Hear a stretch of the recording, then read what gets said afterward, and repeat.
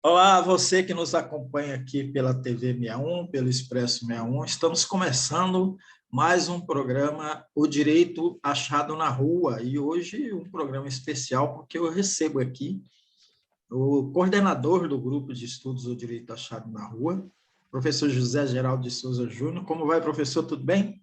Bem, João, e também muito feliz porque o programa O Direito Achado na Rua está hoje consolidado na sua TV, é base de uma grande rede de intercomunicação que cresce cada vez mais, ultimamente, inclusive, agregando os pesquisadores do Amapá, lá do nosso convênio NB e Tribunal de Justiça, duas entrevistas que você fez com juízes do programa, muito boas, do ponto de vista de resgatar para um protagonismo de civilidade, de construção de cidadania, né?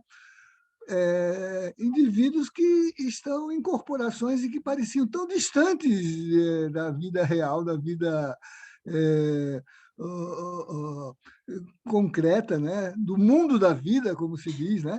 E isso graças a seu programa, né?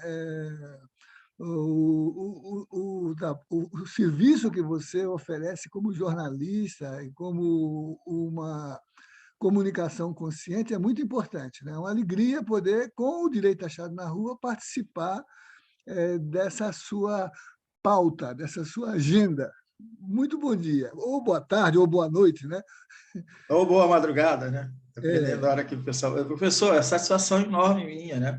Eu tenho, assim, o privilégio, a grata satisfação de receber, de vez em quando, uma ligação do professor José Geraldo Souza Júnior, né? Seja para orientar alguma pauta, sugerir algum tema, mas também a gente engata numa conversa que dura aí quase uma meia hora, e no último dia, na última vez que nós conversamos, a gente trocou essas impressões sobre esse momento que a gente vive, um momento político difícil, né, que está adoecendo as pessoas, está causando uma letargia, uma falta de uma reação à altura do que se exige esse momento, que avança o fascismo, destrói destrói a vida das pessoas, destrói a democracia, destrói o avanço civilizatório. E nessa conversa, o professor trouxe impressões, trouxe pontuações que eu achei fundamentais, que nos ajuda a fazer essa reflexão, nos ajuda a resistir. E eu fiz o convite, professor, está muito tempo longe aqui do programa.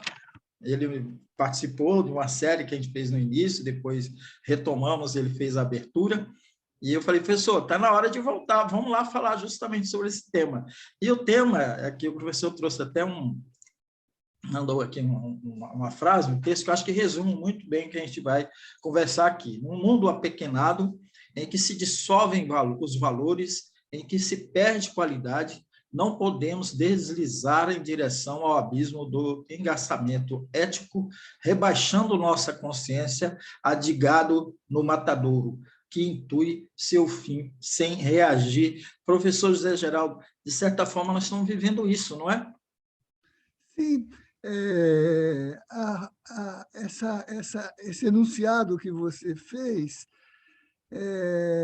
eu coloquei numa reflexão sobre essa conjuntura e muito inspirado numa releitura da Peste, de Camus, né, que, de certo modo, ali retrata, né, a perda de contato do humano com o humano, o sujeito fragmentado, o sujeito que fica segregado da sua vida em comunidade, né? E com isso se isola e fica alvo de interferências que vêm de diferentes procedências, né? Mas, em geral, ligadas a diferentes projetos políticos que aproveitam o nosso redutor de consciência para nos tanger como gado. Curiosamente, depois que conversamos, eu encontrei, num desses espaços de internet, uma entrevista com aquele filósofo italiano Domenico De Masi, e o autor de O Ócio Criativo, de A Emoção e a Regra, né?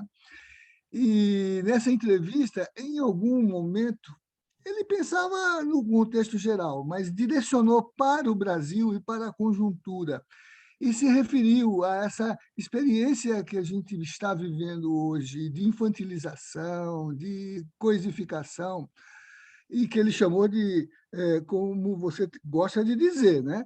De inserção de uma prática fascista nas relações sociais e políticas, né?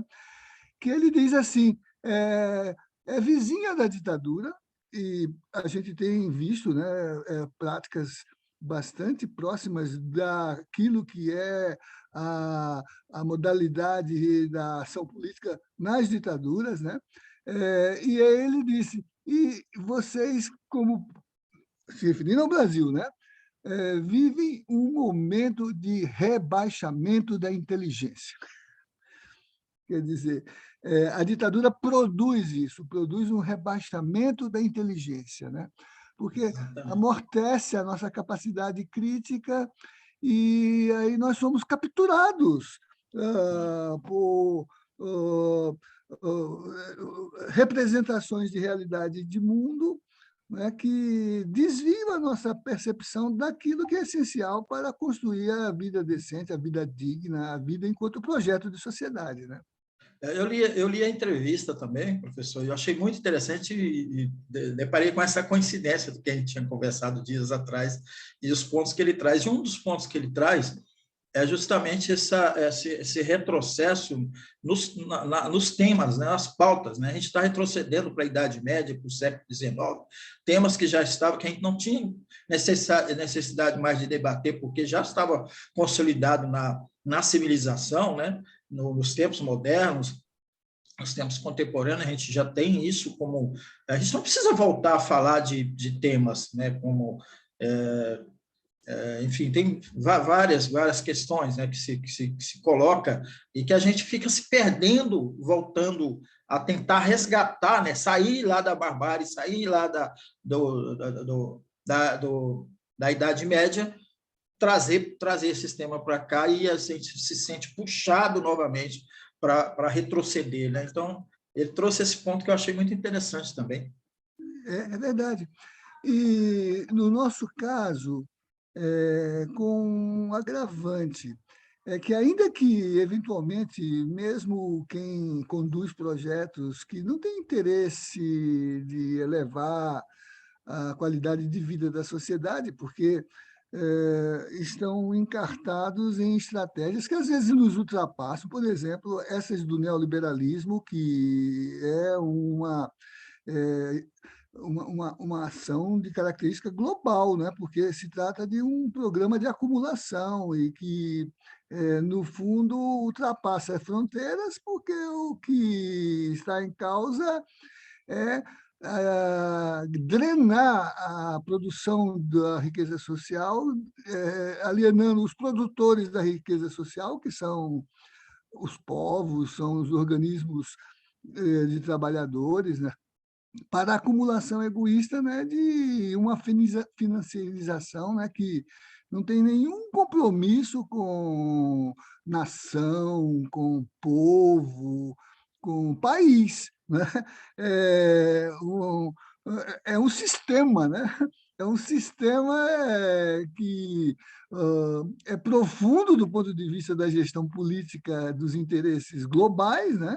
E é desumano, porque sacrifica a vida. Olha a guerra que está em curso aí entre essas duas modelagens de vida social, né? Uma que quer mais assento na elevação da qualidade de vida das sociedades e das pessoas, e outra que está pensando apenas nos indicadores de enriquecimento, né? E nesse processo que é dramático, né, há uma produção enorme de, aparentemente, conceitos, valores que não tem colagem na realidade. Por exemplo, até quando se faz análise, né, das condições de limitação do valor trabalho, ou da corrupção que tem numa determinada sociedade, ou das desigualdades que precisam ser vencidas. Até quando se fazem essas análises corretamente, as soluções que se colocam são soluções mágicas, medievais, do tipo assim, o comunismo, a Rússia, é o PT, né? É a esquerda. Né? E você não sabe exatamente qual é a dinâmica do que politicamente tem que ser enfrentado, que é a distribuição a construção de políticas públicas, né? E em nome de uma mágica que às vezes é moralista, porque é medieval, né? Você esvazia a responsabilidade, por exemplo, das estruturas orgânicas do Estado, né? De desenvolver políticas que vençam a desigualdade, que debelem as estratégias de corrupção, e que orientem as aplicações do orçamento público para satisfazer as necessidades sociais, não é isso? É verdade. Professor, já que o senhor mencionou na questão de orientar o orçamento público, esse estado de letargia que a gente vive é a aceitação de um orçamento secreto, né? Eu lembro que eu cobri o Congresso Nacional por alguns anos, 9 anos mais ou menos, acompanhei muito a CMO, que é a Comissão Mista do Orçamento, e havia debate. Claro que a gente teve uma pandemia, tivemos 2 anos aí, né? Mas o presidente da Câmara, Arthur Lira, insiste em manter as sessões semipresenciais, ou sobretudo em offline, e sobretudo na discussão de temas importantes. Não houve um acompanhamento profundo do orçamento da União, né? Primeiro pela Comissão de Orçamento e depois pelo Congresso. E aí, no meio disso, aparece o tal orçamento secreto. E isso não está escandalizando, né? Um ato de corrupção escancarado, né? A gente que acompanhou outros momentos no Congresso Nacional que se estabeleceu esse tipo de comportamento.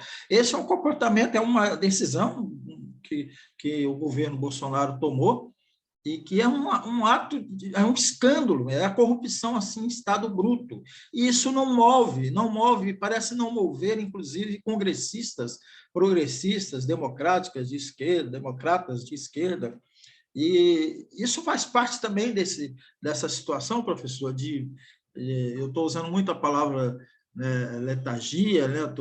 Eu acho que é um pouco isso mesmo, parece que está todo mundo meio que anestesiado, não tá tendo condições de reagir. Seria isso, professor? Isso está ligado àquela frase que você tomou no início, né? A gente intui que essa condição está se materializando em processos, né, que sangram a nossa capacidade de sociedade organizada, né?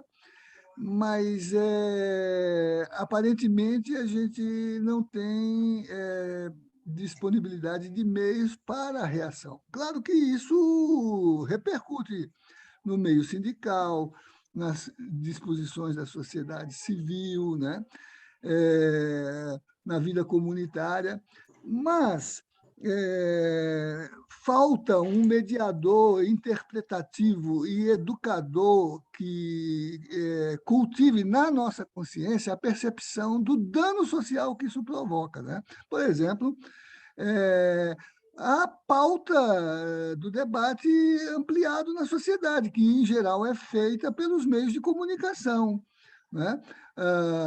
Porque a gente discute isso nas universidades, a gente discute isso nas assembleias sindicais, a gente discute isso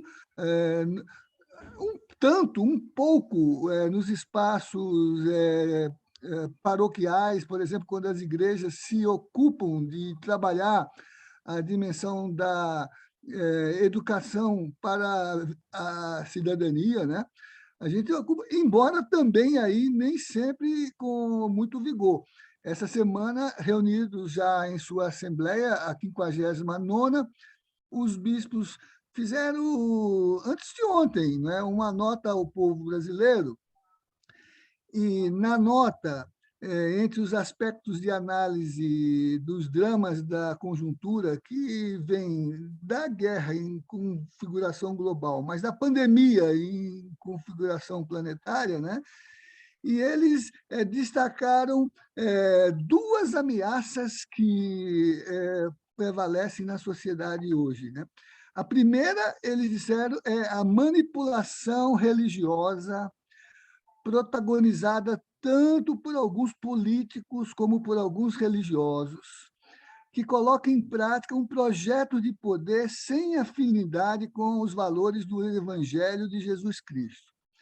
A autonomia e independência do poder civil em relação ao religioso são valores adquiridos e reconhecidos pela Igreja e fazem parte do patrimônio da civilização ocidental. Então, aí há um amortecimento, porque eles entendem que, mesmo entre os meios eclesiais, há uma postura de ocultamento dessa trama que se faz nas instituições, incluindo a parlamentar. E a segunda preocupação é a disseminação das fake news. E eles dizem na nota que, através da mentira e do ódio, falseia a realidade. Elas carregam em si o perigoso potencial de manipular consciências. Elas modificam a vontade popular, afrontam a democracia e viabilizam fraudulentamente projetos orquestrados de poder. Então, mesmo considerando essas preocupações, essa capacidade crítica é reduzida. E esses elementos que você falou, medievais, né, distorcem a realidade, porque quebram o nexo entre causa e consequência. Você toma uma causa material, uma causa política, uma causa econômica, e tira uma consequência moral, e não uma consequência política, econômica e social, né?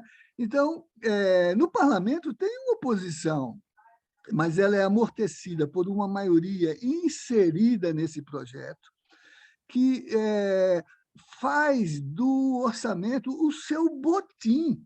O nome disso é centrão, o nome disso é clientelismo, o nome disso é apadrinhamento, aquelas limitações e vícios da nossa formação social que são próprios, em nosso caso, de uma cultura que vem do colonialismo e que, portanto, negou a dimensão política da construção de direitos, porque se forjou na concepção maliciosa da troca de favores. Como está no livro do Victor Nunes Leal, Coronelismo, Inchada e Voto, de onde ele extrai essas características que estão muito presentes numa prática que mantém entre nós a redução da cidadania pelo clientelismo, pelo coronelismo, pelo filhotismo, pelo cunhadismo, pelo apadrinhamento, pelo favor. Não tem uma cultura de direitos. Então, as iniciativas elas ficam muito amortecidas nesse processo. Aí eu acho, João, por exemplo, não tem na nossa mídia programas como o seu, que tocam fundo essa raiz, exploram essas relações subterrâneas, revelam a malícia dessas interações, né? E, de certo modo, meios de comunicação, que são propriedades de detentores de meios de produção, entram em conluio com esse processo, ganham com isso, ganham nas verbas compensatórias, ganham nos acordos de financiamento publicitários, mas ganham também no seu engajamento nas formas estratégicas das políticas em curso. Por exemplo, há muito dono de jornal que vive de commodities do agronegócio, né? Então, fazem parte dessa estratégia corrupta, corrupta não no sentido da ladruagem, corrupta no sentido da mercadorização do país. da coisificação das relações sociais, né? Daquilo que Camus dizia ao mencionar aquela frase inicial, que é o descolamento do humano em relação ao humano. A gente se isola fragmentado, né? E tudo é feito para aumentar essa fragmentação, né? Tudo é feito, inclusive agora no mundo do trabalho, com o teletrabalho, o empreendedorismo, o, eh, a capacidade de se constituir como um sujeito individual que produz a sua própria riqueza e o seu próprio desenvolvimento. Uma falácia, né? Que, no fundo, encobre o fato de que, a cada dia, são reduzidos os elementos democráticos de uma cidadania que foi construída com sacrifício da sociedade, se desconstitucionaliza o país no que diz respeito à regulação das formas de trabalho e se destitui direitos que foram dramaticamente construídos na sociedade, né? Eu acho que os partidos deviam se preocupar não somente com o jogo de interesse, de apoios para se consolidar, mas com a educação para a cidadania, que as igrejas deviam sair desse jogo baixo da moral, do ponto de vista de que, mesmo do ponto do fundamento do evangelho, né? É o valor da comunidade que é a base da espiritualização da vida fraterna, da vida solidária, né? E que a imprensa, né, devia cumprir esse seu papel de ser um garante da democracia, né, e não dos grupos econômicos, né? Exatamente, professor José Geraldo. E eu acho que o senhor tocou no ponto crucial aí dessa, que é a questão da dominação ideológica, né? Vem lá das igrejas, que cumpre o seu papel de dominação ideológica, passa aí pelas novas tecnologias, o WhatsApp e as redes sociais, e o papel da imprensa, né? Hoje eu acompanhei eu li um material, uma opinião de uma jornalista econômica famosa, não quero citar o nome dela aqui, professor, mas ela faz uma engenharia, né, para dizer que tem mudanças na economia, mas defende, né, a, a Petrobras na sua política de preços de combustíveis, né? Não tem como desassociar, por exemplo, os momentos que a gente vive de inflação, de deterioração das condições de vida das pessoas, se não tocar nesse ponto-chave de fundo, né, que a gente vive hoje. A questão energética é uma delas, a Petrobras, o papel que ela está cumprindo de favorecer seus acionistas, e essa engenharia que essa grande mídia faz, porque ela como o senhor bem mencionou, parte disso, né, parte do problema, porque ela representa essa classe dominante que está aí usando os meios de comunicação como o ponto de dominação ideológica, né? Então, e as técnicas, né? Que a gente sempre está falando das técnicas, né? A gente falou lá atrás das técnicas, então, as técnicas de dominação. Eu queria que você aprofundasse um pouco nesse tema, porque porque para mim, na minha opinião, como jornalista, como comunicador, eu acho que essa é a grande questão, esse é o grande ponto desse momento que a gente vive. É verdade. Observe que fator curioso é esse, por exemplo, tomando como tema a grande guerra em curso, que, se nós quiséssemos desenhar, seria mais ou menos assim. A Rússia e a China, num contexto de busca de um outro modo de ponderar as relações globais, né, as relações de poder, o balanço de poder no mundo globalizado, né, estão em guerra com a OTAN e com o seu grande agente, que são os Estados Unidos, né? E numa guerra de vida e morte para os ucranianos, não é isso? A OTAN, por exemplo, está travando a guerra sem disparar um tiro, não é isso? Quais são os petardos que ela usa? Os despachos dos meios de comunicação.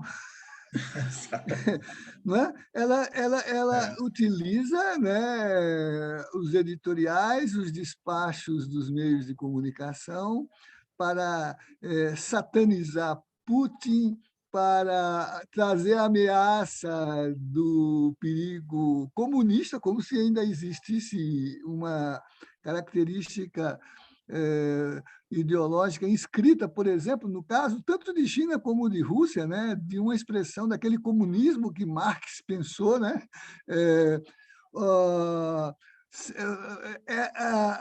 cria, né, uma representação para a ideologia do mundo, né, fora do contexto dos contendores, né, de que há graves violações dos direitos humanos e dos direitos humanitários, não é isso? Como expressão, por exemplo, de uma ferocidade russa, né, que está massacrando o pobre povo ucraniano, né, e disfarça o alimento do capitalismo na Ucrânia em torno de ter chocado ali um ovo nazista, né? De ter abrigado toda a sanha neonazista que hoje está com o xenofobismo, com o chauvinismo, né? Incrustado numa Europa reacionária, né? Que não assume sua responsabilidade com o que ela explorou no mundo, África, Ásia, América, né? E está travando uma guerra pelos meios de comunicação, claro, e com a financiarização da guerra, está vendendo os seus ativos militares, né? Mas não coloca um soldado no chão, né? E todavia, vai ganhando as mentalidades, assim como aqui entre nós a mentalidade é ganha pela ameaça da segurança, então arma o povo, né? Mesma estratégia deles lá, né? Pela ameaça da propriedade, então criminaliza os movimentos sociais que ocupam, que discutem o método de apropriação de terra e território e de produção, não é isso? Desqualifica a produção, por exemplo, do MST aqui, que produz alimentos orgânicos, não contaminados pelos agrotóxicos, né? E produz do mesmo modo, né, uma representação simbólica, por exemplo, que no caso aqui há pouco que você dizia, consegue passar na cabeça da gente, né, que aquilo que nos garantiu estabilidade econômica, gasolina a R$ 2, gás a R$ 40, o resultado do uso das estatais como agências de fomento, agências de desenvolvimento para garantir políticas públicas, né? A política pública hoje, o que é? Comprar Viagra, prótese peniana, né? Lubrificante de uso sexual, né? Rebaixando também a dignidade das instituições.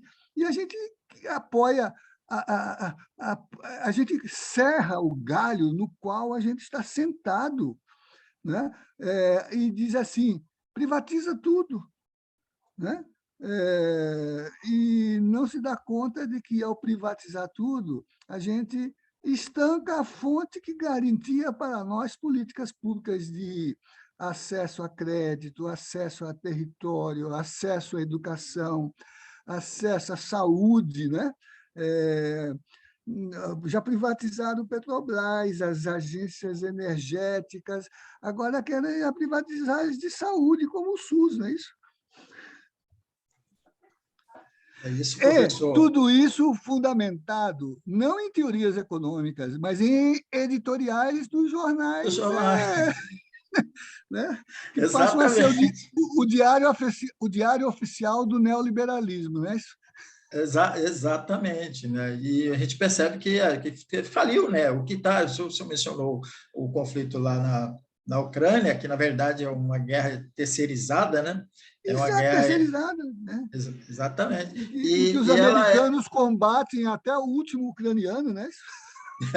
então, exatamente. E não Para é garantir seus laboratórios de produção de elementos letais biológicos, para entrar no espaço vital de salvaguarda das fronteiras do seu adversário global, que é o mundo não capitalista neoliberal, né?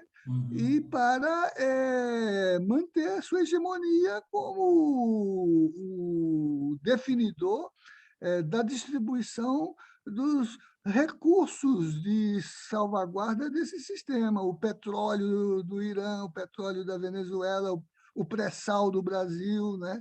A reserva energética da Amazônia, né? Isso, o sistema de monetarização, porque qual foi a resposta do Putin? Não foi desdolarizar as relações econômicas?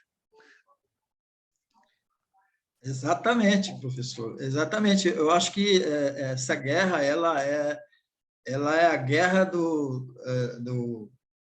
da globalização e neoliberalismo, que quer persistir e contra a, a possibilidade de não existência mais disso, né? Como disse Galeano, uns poucos anos antes dele morrer, ele dizia que o mundo está nessa transformação, né? Ele é uma sociedade nova querendo emergir e a sociedade velha querendo se perpetuar, né? Exato. Professor, agradeço muito, a gente já está com o nosso tempo aqui estourando Ah, aqui, sim, tá. Ah, mas eu queria que mas, só sim. eu queria que só finalizasse aí fazendo uma consideração final para a gente. Então, João, a consideração final é aquela que foi a inicial, ou seja, não basta que a gente intua a condição de que somos gado no matadouro condenados a morrer, sem reagir. Eu acho que a gente precisa reagir. Né? A gente tem que reagir do ponto de vista de construir resistência na consciência que nós formamos enquanto uma sociedade que dramaticamente construiu a sua democracia. Ela não foi dada, não caiu do céu. Ela é a resultante de fortes mobilizações que vêm dos movimentos sociais, que construíram dignidade, lutas por reconhecimento e conquistaram direitos. Por isso que a professora Marilena Chauí diz que a democracia não é uma forma de governo, é uma forma de sociedade. Então, a gente precisa mobilizar nossas energias, já que você citou Galeano, e com ele Fernando Birri, que é o autor daquela bela frase, a utopia é algo que faz a gente caminhar, né? Que ficou como sendo do Galeano, né? Claro que o Galeano difundiu a frase, né? Mas com eles, entender que nós devemos recuperar dessa energia utópica acumulada pelas lutas sociais de construção da democracia e avançar na direção de construção contínua da democracia. Né? Hoje eu li no jornal, por exemplo, que caiu em 9 pontos a admiração que a sociedade tem pelas Forças Armadas por conta da revelação pela imprensa, por exemplo, e não foi uma revelação feita pela imprensa, foi uma revelação feita por organismos de monitoramento, de execução de orçamento, né? Apesar das cláusulas de interdição de verdade, que são aquelas, por exemplo, que colocam como sigilosas essas informações, sigilo sobre o uso de cartão de crédito do presidente da República, sigilo sobre as reuniões que o presidente da República teve com delegações de pastores que, representando o MEC, foram negociar as verbas do FNDE não para aplicar em educação, mas a troco de ouro dos garimpeiros, né, que estão aí estuprando as meninas Yanomamis, né, esconder as rachadinhas que se projetaram, né, como diz o poeta Drummond, né, do âmbito municipal para o âmbito federal. Lembra do poema do Drummond? E o funcionário municipal